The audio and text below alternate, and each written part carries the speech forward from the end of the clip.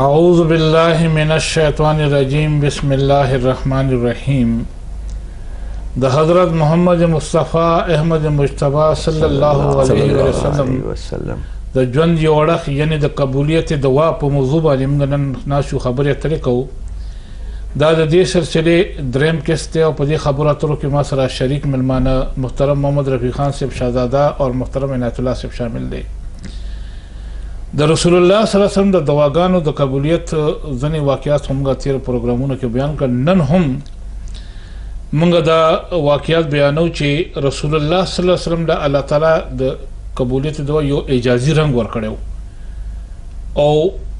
د غي دعا و خدای پاک داسې قبوله چې دلته دعا وکړه الته خدای قبول کړه. لکه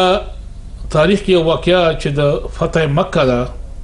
هغه د پاره چې کله رسول الله صلی الله علیه وسلم د مدینې نه تشریف وړلو او روانګي شروع کړه نو هغه کې حضور صلی الله علیه وسلم دا نه غوښتل چې د مکه خلکو ته تکلیف ورسیږي او چرته په دې جنگ کې مرګونه او ژوبلي وشي ولې چې پکې مسجد حرام د خانه کعبه د رسول الله صلی الله علیه وسلم او خپل کلم او وطن مو نو دا نه غوښتل چې تل داسې واقعیت وشي. نو هغه لپاره حضور صلی الله علیه وسلم خپل د جنگ د تګ ټوله منصوبه چې هغه پټاو ساتله خفیه ساتله او بل هغه کې یو کار حضور صلی الله علیه وسلم دا وکړ چې دوا یې وکړه چې الله د مکی د مشرکانو د جاسوس نه هم په امان کې چې آیا هغه د دې واقع هغه ته واقعات خبرونه ورسي او دا سني چې هغه سم مقابله ته تیار شي. خدای پاک دا دوا داسې قبول کړه چې رسول الله صلی الله علیه وسلم د لزرا لخر سره مکه ته ورسېد. ماشاءالله په لاره کې یو کس هم ته خبر شوی چې یاره د لخر روان شوی دی کم نه روان شوی کم په روان دی یعنی لزر کسان لګ نه وي ډیر کسان په یو لاره چې لزر کسان تیریږي نو پته لګي پته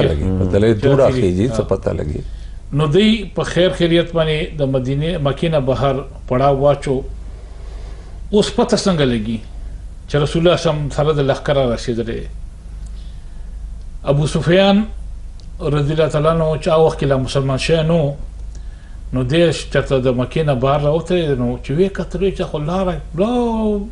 وادي چې هغه له دغه لمن دا خلټه کړه هر هغه ته ور بنيږي ته خډيره دنیا راغلي همغه ته خبر نیو هغه ته منډه کړې چې کتلې دي نو پته ټولګي دا خود رسول الله صلی الله علیه وسلم لخر دی. نو دغه د کې رسول الله صلی الله علیه وسلم څخه یو صحابي ورته چې ته دا ونیسو چې وینیس نو رسول الله صلی الله علیه وسلم خدمت کوي درو نو هغه صحابي واقع ډیر مزار راځي. هغه صحابي ورته چې ځان د عمر نه په بچو ساته باقي خیر دی موږ چې په پټا پټا منډه تړا ورو روانو چې یو ځای کې خیال شو چې د حضرت عمر رضی الله عنه باندې نظر شو دغه ځای کې هغه ته چې شاوه د خپل کې دوه پردي کو تیز منډه غنې نن د خیر نشته په منډه د رسول الله صلی الله علیه وسلم خدمت کې حاضر شو عمر را پسې تورې پلاش کې ښکاري وی چې یا رسول الله د وجه ورو رسول الله صلی الله علیه وسلم ما سره ورشه اوس په ورته کې نو دغه شان هغه خبر شو چې رسول الله صلی الله علیه وسلم د مکه په فتح کولو په نیت باندې راوته لري. نو رسول الله صلی الله علیه وسلم چې ابو سفیان بلې کوم سردار هم چې دغه شان زموږ اراده بخنه وانم سبا له زموږ دا پروګرام ده خو چې کم سړی ستا په کور کې پناه اخلي ته کوم سردار نو هغه باندې موږ لاس نه پورته کوو. دا شانی دغه مشرولۍ او د عزت خیال هم رسول الله صلی الله علیه وسلم ساته. ابل ورته چې جنگ د سوکنه کې تورې سوکنه رو باسي نن ډیر زیات دلته کې دي چې مرګ جوړ شي. هغه هم غلې ولار مکه ته واپس لاړ او دا اعلان یې ونکړ چې بل لخر ورنیزیشن هغه رسول الله صلی الله علیه وسلم دا اعلان وکړ چې کوم سړی د ابو سفیان په کور کې پناه واخلي په مسجد حرام کې واخلي خانه کعبه کې واخلي یا خپل کورونه باندې بند کی یا بے وسلی تش لاشوي نو هغه باندې بدمګه یا د حضرت بلال یو ورو د هغه د جنډې د لاندې سوکرا شي نو هغه ته امان ورکړي شي. نو دغه شانی الله تعالی د رسول الله صلی الله علیه وسلم دا دوا چې د هر قسم د مرګ جوړ نه بچ کېدو لپاره هغه دوا قبول شو. یو بل واقعه را دي چې ګوري جنگونو کې خو هر قسم لا سخت هم راځي نرم هم راځي بشک. نو یو جنګ کې رسول الله صلی الله علیه وسلم سره او صحابیانو سره په سفر کې نو خوراک کم شو صحابیان ډېر پریشان شو رسول الله صلی الله علیه وسلم په خدمت کې چې یا رسول الله د خوراک د لپاره څه شته نه او موږ خو د لوګي نه بد حالت دی نو رسول الله صلی الله علیه وسلم ورته اجازه ورکړه چې د خپل خان کې یو سو خان هغه چې هغه شي د خوراک تنظیم وشي نو حضرت عمر فاروق رضی الله عنه ورته راغی یا رسول الله چې او خان د ملال کړل بیا سفر پس کو سفر خو ډیر وګد دی نو سورلې خو ختم شي نو رسول دا وخت کې دا د دې خبره مطلب دا چې رسول الله صلی الله علیه وسلم په جوش باندې دغه کی دا یو موقع لا سره پیدا کړي رسول الله صلی الله وخت کې و فرمایي دعا وکړه او بیا و فرمایي چې چا څخه داسې یو د سرمنې لوی صادر یو خور ک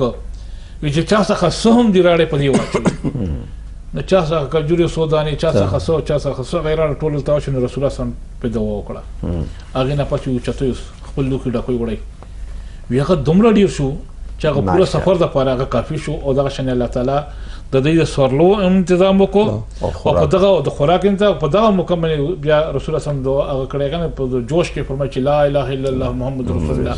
چې حقیقت کې الله تعالی چې د محمد رسول الله دې الله هغه الله دې هغه د تنظیم دی لپاره وکړو بیا یو بل سفر کې وای د رسول الله صلی الله علیه وسلم نه اوخه به ترکه شو او سفرم د جنگ سفري نو په هغه کې رسول الله صلی الله علیه وسلم بیا دعا وکړه نو دې کې یو تیز وسیله رااله هغه کې هغه اوخه واپس روانه نو رسول الله صلی الله علیه وسلم هغه اوخه ته لاس واچو ویلي سره هغه یو وسیله مرسره ختم شو نو دوا یو په رسول الله صلی الله علیه وسلم چې کړی دا بل غړ الله تعالی بک شان قبول کړی دا هغه کې څنګه پر خو نه دي ماشاءالله دغه سه د دعا قبول دلو یو واقعیا په روایتونو کې راځي چې کله چې هجرت مکه نه مدینه طرف ته شو نو التا مدینه کې وبا وا یو بیماری موسم ودا سے بیماری وا چې خلق په بیماری دل اور حضرت بلال حضرت ابوبکر اور حضرت عائشہ هم نا جوړې شو لغه وبا په وجه سره کړه نو رسول الله صلی الله علیه وسلم دعا وکړو اور هغه سره خدای فضل سره هغه ټول تندرست شو جوړ شو اور مدینه حالات جو هغه وبا ورنه لاړه اور خلق خوشاله شو بیا بلا واقعا دا چې مدینه کې قحط راغلو او داسې قحط راغلو چې خلک الوګې مریدل او بیا جمعې په ورځ حضرت انس وایي چې جمعې په ورځ دا ودرې درو یو سړی اور هغه رسول الله صلی الله علیه وسلم ته درخواست وکړو چې یا رسول الله دلته قحط ده بارونه نه دي شوي تاسو موږ ته پر دعا وکړئ چې خدای تعالی موږ ته بارونه راکړي موږ حالات خشي بیا هغه وایي چې رسول الله صلی الله علیه وسلم دعا وکړه اور هغه دعا هغه وخت چې کله رسول الله صلی الله علیه وسلم دعا کاوله بالکل وریز دوا اور آسمان شینو بالکل شینو هغه دعاګانې سره وریز راغلا بارانونه شروع شول اور داسې بارونه وشول چې تر مخکې جمعې پر و ورځې جا بارونه بیا مخکې جمعې ته یو کاس ودرېدلو او بیا راغله چې رسول الله اوس خو موږ ته بارونه ډېر تنګ شو لارې باندې تنګ شو ته دعا وکړه چې دا باران موږ نه بند شي بیا رسول الله صلی الله علیه وسلم لاسونه اوچت کړ دعا د پاره اور خدای تعالی هغه باران هغه وخت بند کړو اور هغه وایي چې موږ کله بهر راتلو شینا وریز وا اور بالکل وریز نه وا بالکل مطلب آسمان بالکل شین شوی نو دا دعا واقعات دي چې یای نور راغله او بالکل داسې معلومه کلا چې لکه چې بارون شوی نه ده بالکل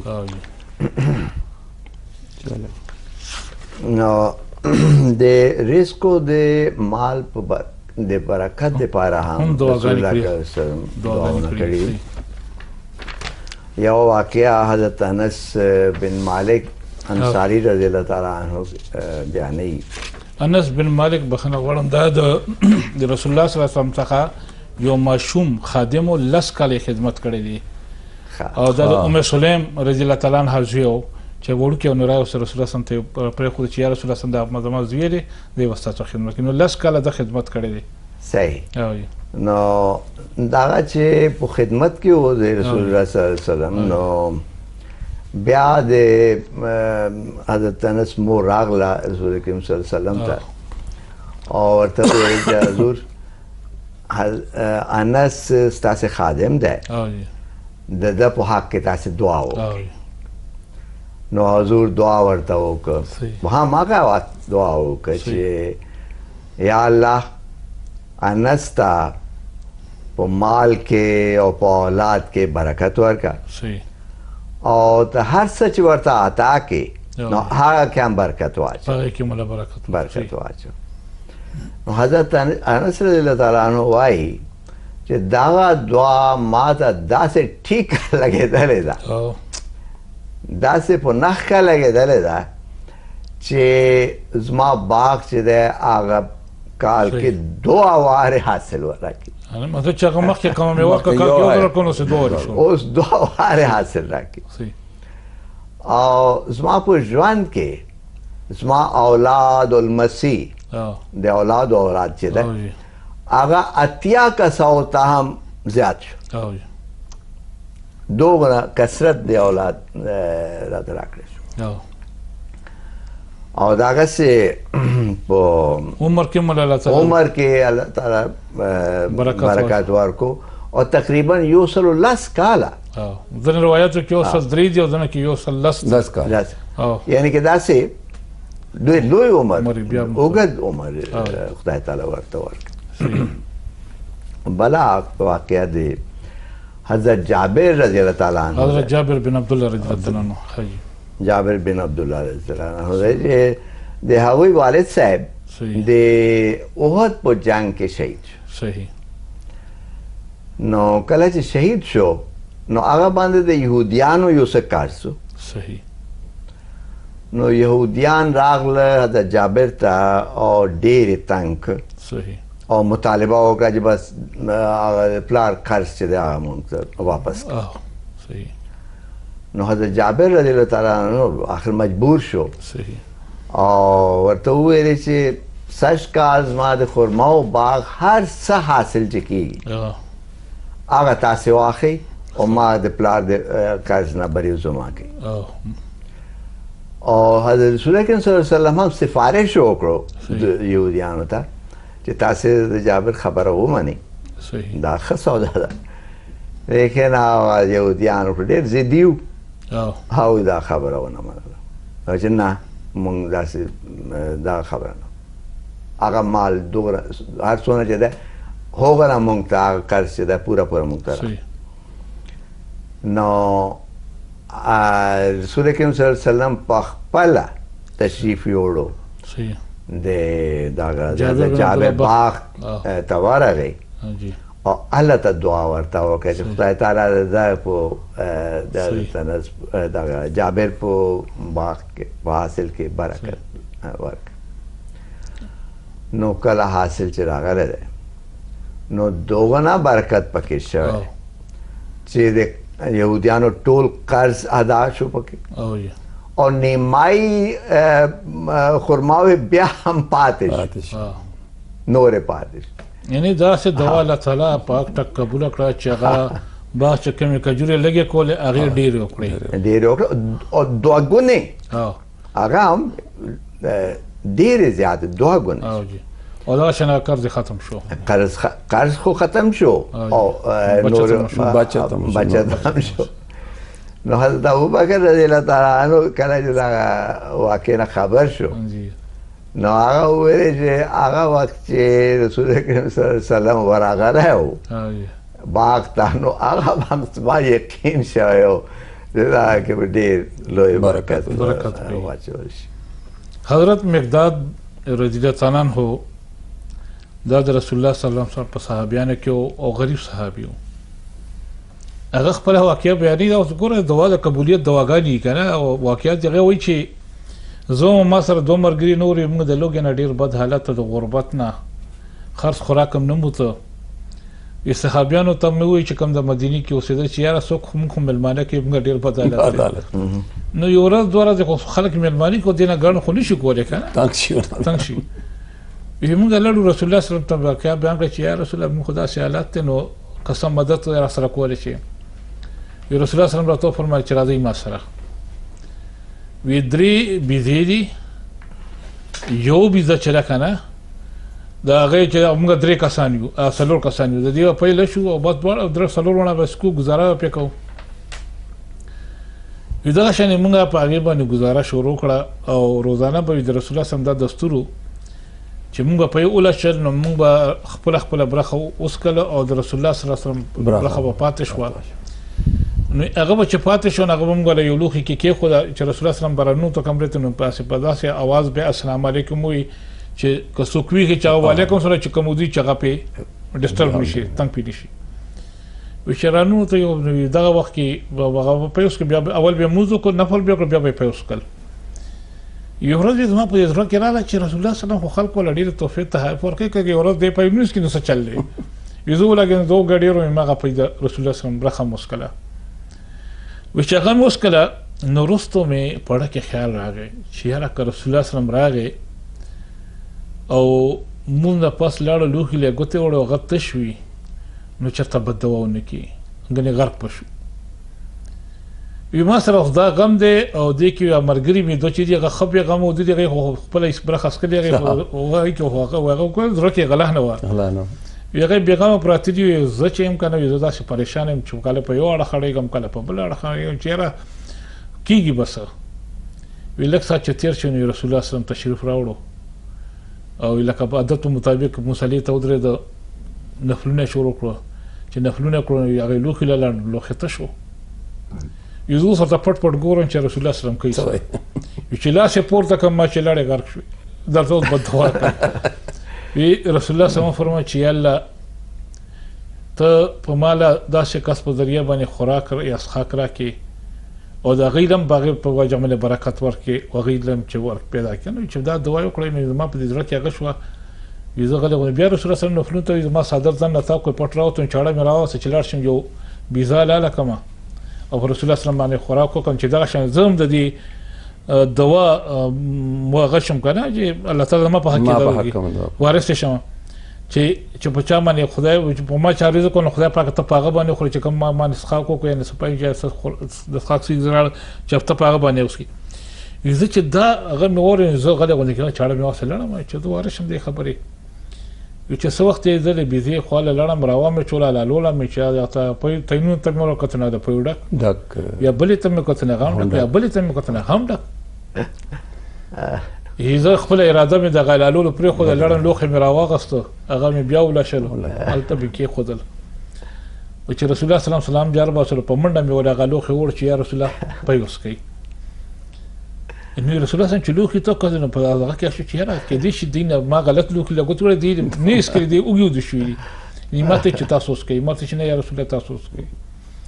یو ځل یې رسول الله سلام وڅکلی لوښی کې ما ته چې ته هم وڅکم مقدار مې ما ورته چې نه یا رسول الله تاسو نور وڅکئ چې رسول الله سلام ښه موړ شو نو ما ورته ویل چې هغې ته مې وکتل لوښي ته نه پی پکې لا وو ویل اوس زه خپله هغه زړه واقعه یاده کړه چې ما کړي سو وایي زه هسې په خندا شوم خندا کې په ځان پوه نه شوم ډېر زیات خندا مې شروع کړه نو رسول الله سلام راته وفرمایل چې مقدار خیر دی څه تکلیف درته ورسېږي یا څه کومه خوشحالۍ باندې ته خاندې ما ته چې یا رسول الله دغه شان دا واقعه شوې وه زه خو ډېر ګبراوم خدای پاک خیر کړ نو رسول الله سلام راته وفرمایل چې دا ملګري به دې هم پاسوره په دې به دې ناپیس کړي ما چې یا رسول الله دا حق مې دی له ورکو دا زما په حق کې بیا هغه باقي روپۍ بیا ما وڅکل نو رسول الله صلی الله علیه وسلم ګوره دوا وکړه ګنې یو څو ګنټې مخکې چې کومې بیزې له شلې شوې وې هغې نه پی اخیستی شو هغې تیونه خو ته شو او په پی جوړېدو کې وخت لګي خو الله تعالی د هغه دوا قبول کړه او فورا د هغې بیزو په هغې تیونو کې بیا پی رالل په غلام کې دغه شانې رسول الله سلام مسکل او حضرت مقداد د مسکل او د دې واقعیات باندې هغه چې بیانوله نو ورسره خاندل نو دا د رسول الله سلام د دعا د قبلېدو یو بله ډېره زبردست نښه ده چې موږ ته الله تعالی وښیله دغسې یو بل روایت کې راځي چې حضرت فاطمه رضی الله تعالی عنها تا رسول الله سلم دعا وکړې چې تا باندې به کله وږه نه راځي او هغه دعا داسې قبوله شوه چې ټول ژوند کې رسول الله صلی الله علیه وسلم خپلو سترګو باندې وکتل چې حضرت فاطمه رضی الله تعالی عنها ته کله هم وږې تکلیف نه ده شوی او خدای خپله هغوی خوراک او هر شي انتظام کړی بیا بله یو واقعه ده چې حضرت اروا هغې ویل چې ما دپاره تجارت دپاره ما ته رضی الله تعالی عنه حضرت اروا رضی الله تعالی عنه چې دا روایت ده حضرت عبدالله بن جعفر هغې تجارت دپاره دعا غوښتل یا رسول الله صلی الله علیه وسلم ته خدمت کې حاضر شو چې ما دپاره تجارت دپاره دعا چې زما په تجارت کې برکت شي هغه وایي چې ما ته تجارت کې دوره برکت وشو چې کله چې ما خاورو باندې به هم لاس واچولو هغه به هم ما ته سره زر شول او بیا کله کله 40,000 پر ما ته فایده شوې ده په دې تجارت کې. بیا بله یو واقعه ده رسول کریم صلی الله علیه وسلم بیمارانو دپاره دعا کړې ده شفا دپاره. هغې کې دا ده چې کله یو جنګ جنگ خیبر ورته وایي هغې کې رسول الله صلی الله علیه وسلم دا اعلان وکړو چې زه به چاته د جھنډا ورکم هغې حق کې به فتح نصیبېږي. چاله ما جھنډا اور هغه خلک ټول صحابیان د انتظار کې وو چې مونږ ته به میلاو شي مونږ ته به میلاو شي هر سړي به میلاو شي. بل سبا داسې ول چې رسول الله صلی الله علیه وسلم حضرت علی رضی الله تعالی عنہ ته هغه جھنډا ورکړه اور حضرت علی رضی الله تعالی عنہ چې ما ته خو سترګو تکلیف ده ما خو سترګو آشوب چشم ده زه خدا کار نشم کولای. رسول الله صلی الله علیه وسلم خپل لعاب مبارک هغه سترګو باندې تیر کړو او سترګې بالکل صحیح شوې او ټول عمر هغه سترګې چې هغه بیا رنځورې نه دي شوي. دا یو خاصه واقعه ده. بیا رسول کریم صلی الله علیه وسلم حضرت علی په حق کې ګرمۍ اور د یخنۍ نه اثر نه محفوظ دلو دعا وکړې اور خدای تعالی هغه هم قبوله کړې ده اور حضرت علی رضی الله تعالی عنہ ګرمۍ اور یخنۍ نه محفوظ. هغه کې یو داسې هم راځي که نه حضرت علی رضی الله عنه په باره کې روایت راځي چې هغه به په جمعې کې نرۍ جامې اغوښتلې بخښنه غواړم او په اوړي کې به یې غټې اچولې. نو چا ته تپوس وکړه چې ای لیده ته د موسم سره بالکل اړولې چلېږي مخالف چلېږي.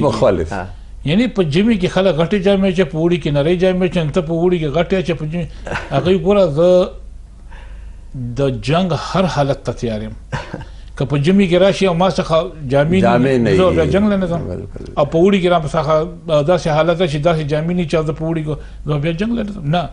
زه ځان د دې هر قسم موسم سره د کولو لپاره دا کار کوم. او بل د رسول الله صلی الله علیه وسلم دعا هم ورته چې خدای پاک د هر موسم اوړي د جمعې د بد اثراتو نه په امان کې نو خدای پاک هغه په امان کړی. جی د حضرت علی بن مرہ دا واقعه بیان کړی چې یو پلا د رسول اکرم صلی الله علیه وسلم سره په یو سفر کې ملګری نو په لارې کې سفر په دوران کې یو ښځه خپل بچی په غېږ کې و هغه راوستله او عرض یې وکړو چې یا رسول الله دغه زما زوی چې دی دغه بچی چې دی دغه باندې دورې راځي په خوب کې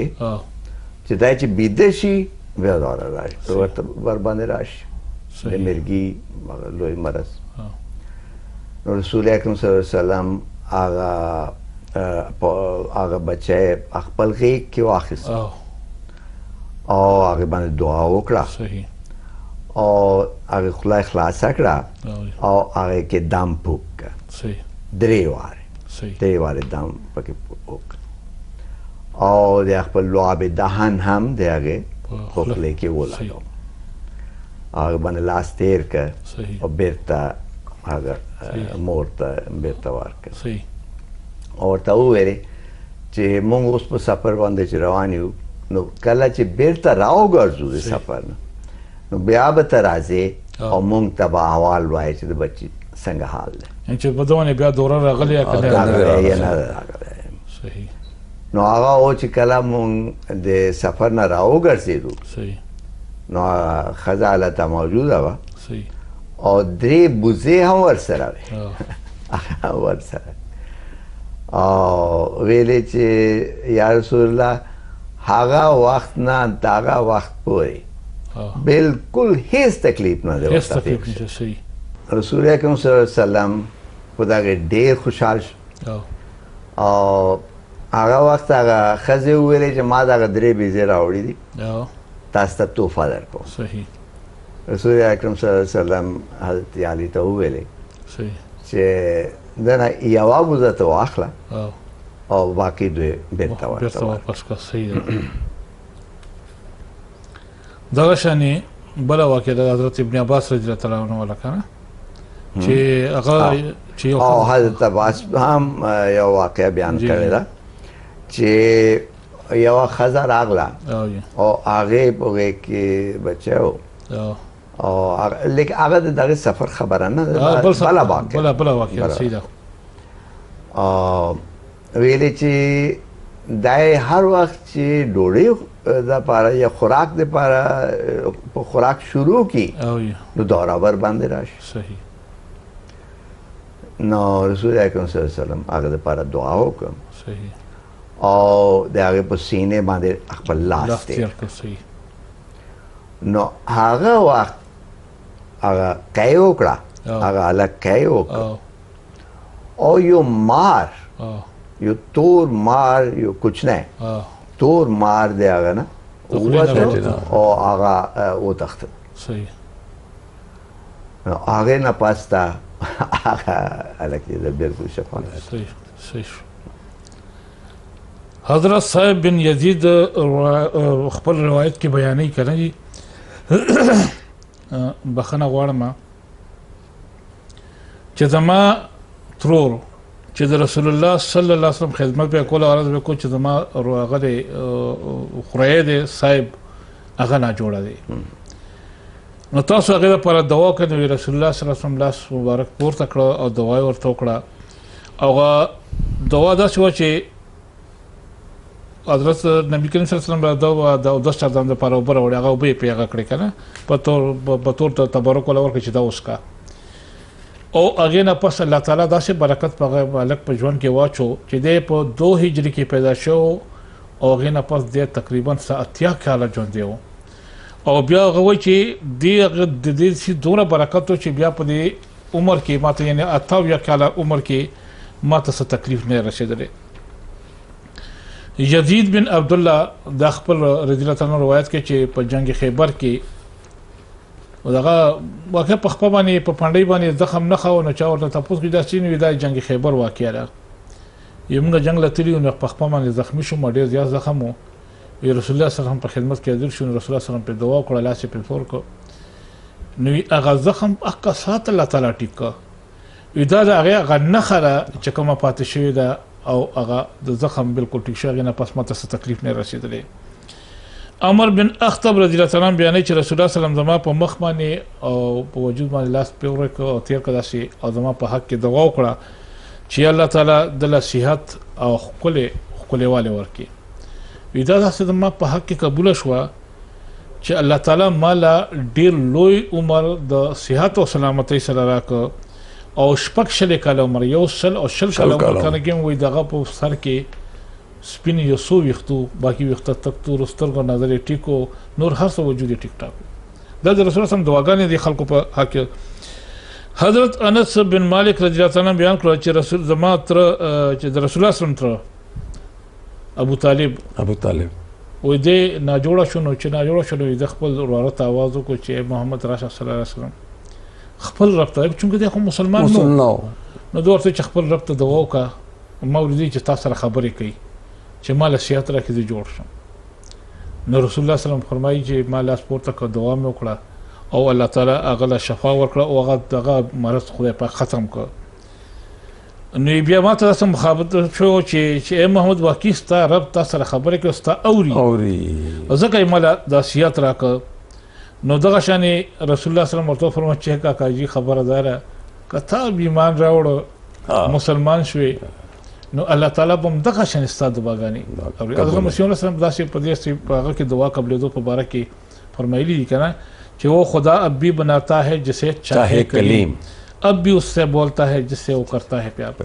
یعنی نن هم په دې دور کې هم دعاونه قبولېږي که موږ د الله تعالی او د رسول الله صلی الله علیه وسلم ټولې خبرې منو، د په سنت باندې عمل کوو، نو هغه حالت نن هم پیدا کېدلی چې موږ هغه دعاګانې وکړو نو زموږ په حق کې قبلې. موږ خو ګورو، موږ خو روزانه الله تعالی په یو نوي شان کې ګورو. صحیح دعا کوو او دعا خدای قبلوي، دعا کوو او الله تعالی قبلوي. او دا شانې هغه ژوند موږ ته ښیي چېرې زه نن هم اورمه او نن هم زه ستاسو دعاګانې قبلوم چې څنګه د رسول الله صلی په دور کې ما قبولې کړي دي. دغسې یو واقعه حضرت ابو قتاده رضی الله تعالی عنه د متعلق دا چې رسول الله صلی الله علیه وسلم ته درخواست وکړو چې یا رسول الله ما دپاره کامیاب اور کامران او زما چهره برکت د پاره دعا وکړي رسول کریم صلی الله علیه وسلم هغه د پاره دعا وکړه اور ابو قتاده چې دا رضی الله تعالی عنہ هغه ته خدای یو اوږد عمر ورکړو اور روایت کې دا چې تر 80 کاله عمر پر هغه داسې ښکارېدو لکه 15 کالو صحتمند ځواني بیا بلا یو واقعه ده چې خدای په لارې کې خدمت کولو والا صحابه د پر رسول کریم صلی الله علیه وسلم ډېرې دعاګانې کړې دي اور خاص طور باندې د مخلص خدامو د پر ډېرې دعاونه کړې دي نو هغه په داسې جوش سره دوی خدامو د پر به دعا وتله چې خدای تعالی به هغه سب قبول کاوله او به اثرات به بالکل ظاهر شو دې کې عبد الله بن عتیق انصاری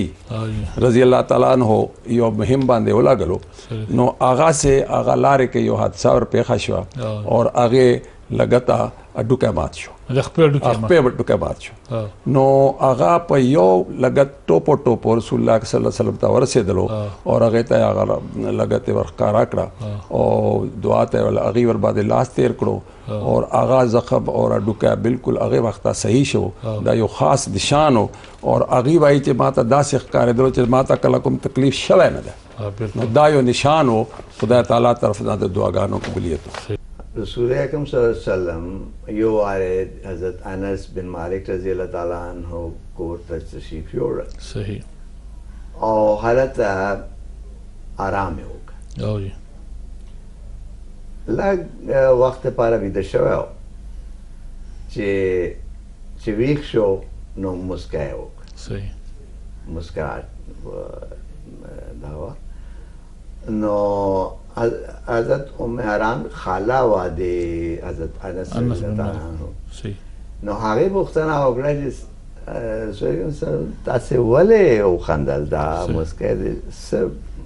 وجه تاسو مسکه شوي چې ما یو نظاره خدای تعالی راښکاره کړی چې په بحر کې په سمندر کې اسلامي لښکر چې دی هغوی سفر کوي او پر تختونو د پاچای په تختونو باندې ناست او سفر کوي حضرت آرام رضی الله تعالی عنہ ویلې چې حضور دعا وکړه چې زه هم په سفر کې شامل یم نو رسول اکرم صلی الله علیه وسلم ورته دعا وکړه چې یا الله ام حرام هم ته په دغه سفر کې شامل کړي نو وایي چې داسې پېښه شوه چې حضرت معاویه رضی الله تعالی عنه په زمانه کې د هغې په خلافت په دور کې یا پاچاهت په دور کې نو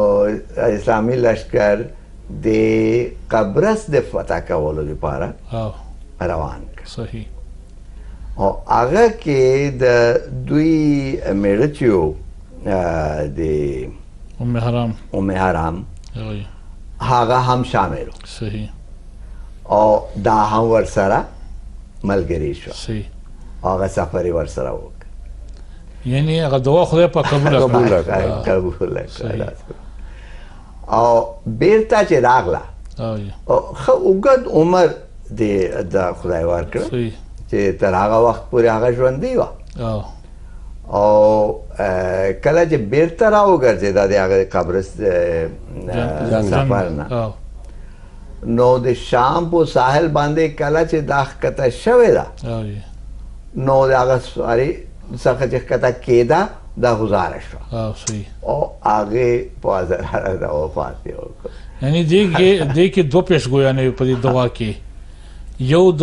عمر د لویدو چې الله تعالی به تعالی دومره عمر درکړي چې ته به دا شان یو سفر کې او دویم هغه سفر په باره کې ورځي دا به سمندري سفري او دې کې به تاسو دا سفر کوئ نو الله تعالی په دواړو رنګو کې هغه دعا قبول کړه او په دواړو رنګو کې هغه سفر هم وشو او اوږد عمر هم الله تعالی کړ نو الله تعالی زموږ د خوږ رسول صلی الله علیه وسلم دا دعاګانې داسې په اک ټک باندې قبولې کړي دي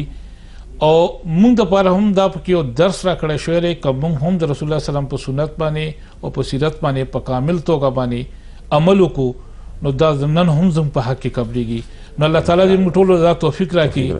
چې موږ هم د رسول الله سلام په صحیح سیرت باندې په سنت باندې عمل وکړو. الله دې هم دا شو کړي. اخر کې زه د محترم محمد رفیق خان صاحب شهزاده او د محترم عنایت الله صاحب شکرګزار یم چې ما سره په دې خبرو اترو کې شریک شو. الله تعالی دې ولا بهترین جزا ورکړي.